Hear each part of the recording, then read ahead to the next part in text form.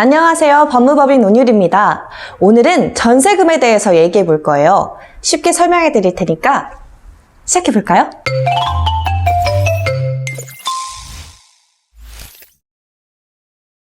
살다 보면 전세 계약 한 번쯤 하게 되죠. 매달 돈이 나가는 월세보다 목돈이 있다면 계약이 끝난 후에 전부 돌려받을 수 있는 전세 계약을 선호하시는데요. 여기서 문제는 계약이 끝나도 전세금을 돌려받지 못하는 경우가 생긴다는 겁니다. 그 이유는 임대인이 전세 보증금을 자신의 집을 사기 위해 쓰기 때문이에요. 대부분 임대인들은 대출을 받거나 또는 전세를 끼고 집을 사는 경우가 많아요. 그렇기 때문에 집의 시세나 전세금이 떨어지게 되면 계약금을 돌려주지 못하게 되는 경우가 생기는 거죠. 자, 그럼 이제 계약이 끝났는데도 보증금을 돌려받지 못할 때 어떻게 해야 되는지 알아볼게요. 먼저 유튜브나 네이버에 검색을 하게 되면 임대차 등기 명령을 하고 민사소송을 해라 이런 어려운 말들이 나올 거예요. 사실 법적 지식이 없다면 이걸 해결해 나가기 힘드실 거예요. 그래서 쉬운 방법을 준비했습니다. 먼저 우리 전화나 문자는 매일 하시죠? 우리는 이걸 이용해서 진행해 볼 텐데요. 먼저 문자로 증거를 남기시는 거예요. 여기서 포인트는 3가지가 있습니다. 자, 지금부터 알려드릴게요.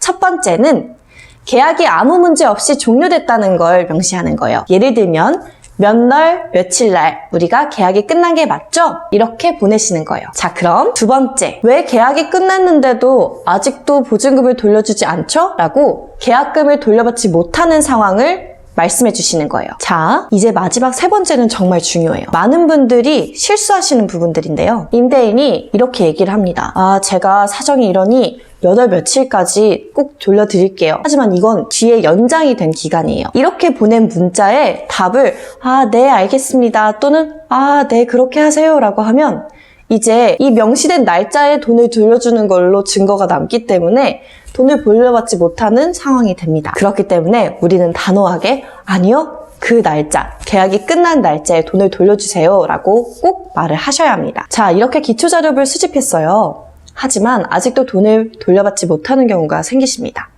그러면 우리는 임차권 등기명령 설정을 생각해 보게 됩니다. 하지만 낯선 법률 용어와 어려운 절차들 때문에 쉽게 진행하지 못하는 경우가 계신데요.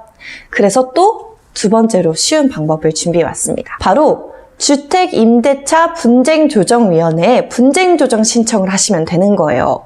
이렇게 어렵게 들리실 수 있어요. 하지만 차근차근 설명해 드릴게요. 먼저 검색을 하시는 거예요. 주택임대차 분쟁조정위원회. 그리고 웹사이트로 들어가신 후에 본인 인증만 하시면 바로 신청이 가능합니다. 이 위원회는 대한법률구조공단에서 진행을 하고 있고 보증금 1억 원의 기준으로 단돈 10,000원으로 해결하실 수 있습니다. 굉장히 경제적이죠? 또한 법률구조공단에 소속된 변호사분들께서 임대인에게 조정 참석 권유도 하고 지급을 하라고 독려하게 됩니다. 그렇기 때문에 임대인을 압박하기엔 좋은 방법이죠. 이렇게 좋은 방법이 있는데도 많은 분들께서 이 방법을 모르고 계세요. 그래서 이 영상을 보신 분들은 많이 이용해 주시면 좋을 것 같아요. 내가 정말 이렇게까지 했는데 아직도 전세 보증금을 돌려받지 못했다 하시는 분들은 임차권 등기 명령 신청이나 전세 보증금 청구 소송을 생각해 보실 거예요. 그런데 물론 혼자서도 진행할 수 있겠지만